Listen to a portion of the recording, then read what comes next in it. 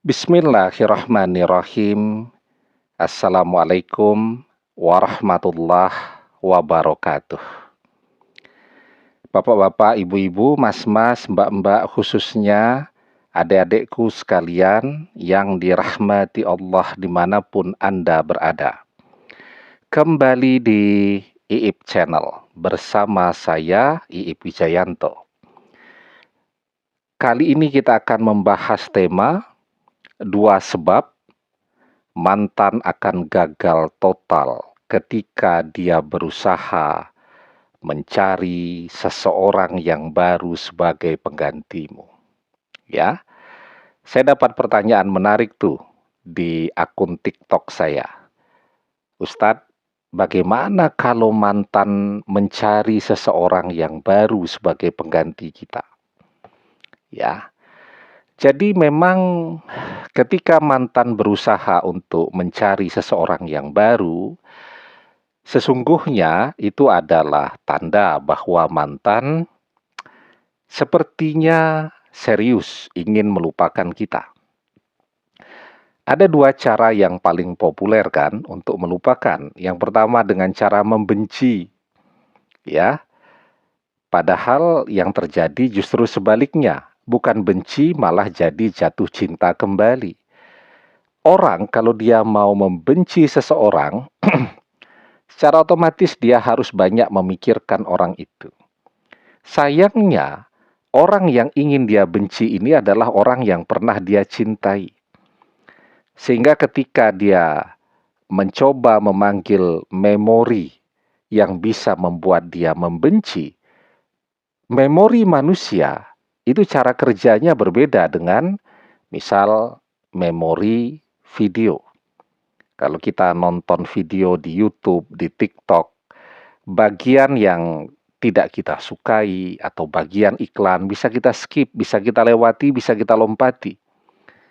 Tapi yang namanya memori manusia itu tidak bisa dipanggilnya part per part, bagian per bagian. Kita memanggil memori yang buruk tentang seseorang, seluruh memori tentang dia akan datang. Yang buruk juga yang indah. Itu kenapa? Banyak sekali orang yang berusaha melupakan dengan cara membenci, justru jadi jatuh cinta kembali, bahkan ngejar-ngejar.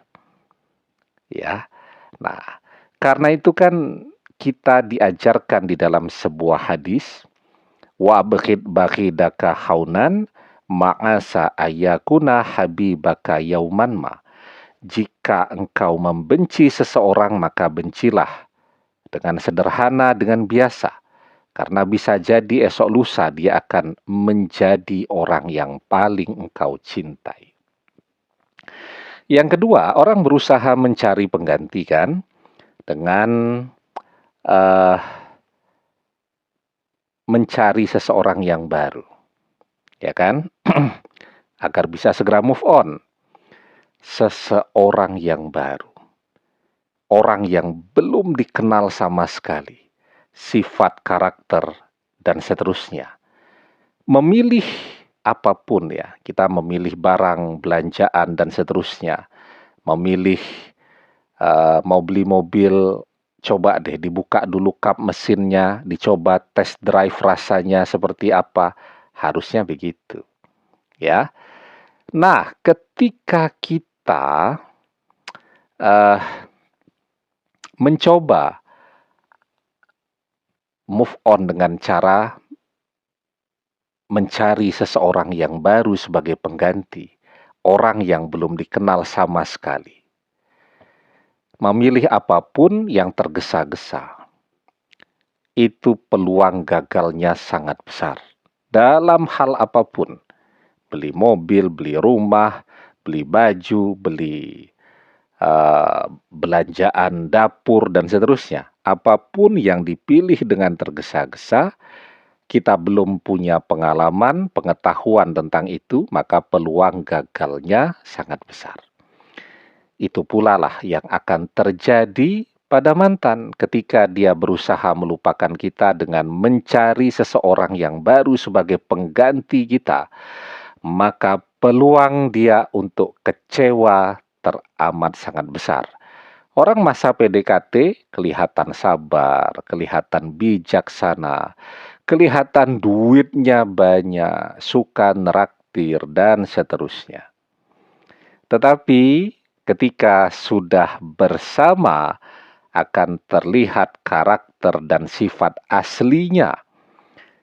Karena itu sifat asli pada masa pendekatan itu biasanya sangat bertolak belakang ketika orang sudah bersama. Yang kelihatannya sabar ternyata sangat emosional. Yang kelihatannya bijaksana ternyata sangat egois. Yang kelihatannya setia ternyata hobi selingkuh. Yang kelihatannya suka neraktir ternyata pelitnya luar biasa, dan seterusnya dan seterusnya. Itu kenapa yang pertama, mantan akan gagal total karena dia memilih seseorang yang benar-benar baru, yang tidak dia kenal sifat dan karakternya, dan memilih dengan tergesa-gesa. Yang kedua, apa sebab mantan akan gagal total? Kita kan tentu biarpun kelihatannya diam, tapi kan kita tidak tinggal diam, ya kan? Kelihatannya kita diam, ya kita pasrah sajalah dia mau ngapain begitu. Tetapi sesungguhnya dalam diam kita tidak diam. Apa yang orang lakukan ketika dia masih mencintai sementara pasangannya tidak mau balik dengan dia dan lebih memilih seseorang yang baru? Dalam diamnya, dia terus membisikkan doa. Apa doanya? Ya doanya biasanya sih ya, agar mantannya gagal.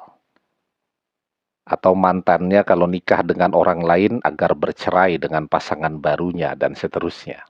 Ya tidak, itu kan yang terbanyak, walaupun ada yang tulus mendoakan yang baik-baik, mungkin ada ya.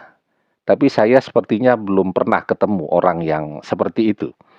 Ya biasanya kalau ada yang curhat, mantannya memilih orang yang baru atau mantannya menikah dengan orang lain, saya tanya terus doanya apa sekarang?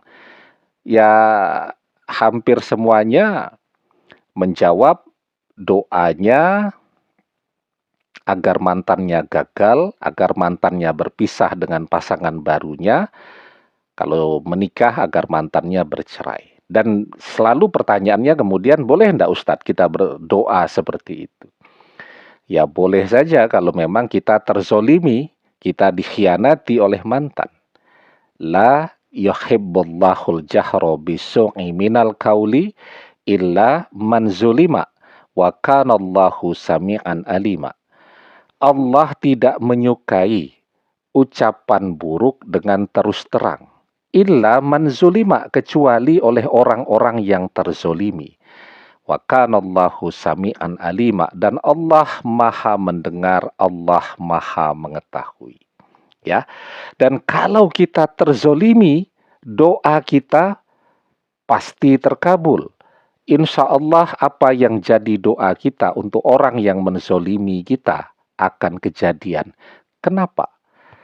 Karena orang yang terzolimi itu sangat dekat dengan Allah.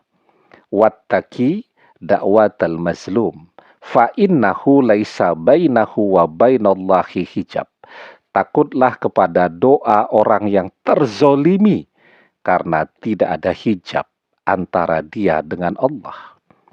Maka jelas ya, yang kedua, itu yang menyebabkan mantan akan gagal total, karena doa dari kita akan membuat dia selalu gagal mendapatkan pengganti kita. Demikian, semoga bermanfaat. Wallahu a'lam bissawab, billahi taufiq wal hidayah. Assalamualaikum warahmatullahi wabarakatuh.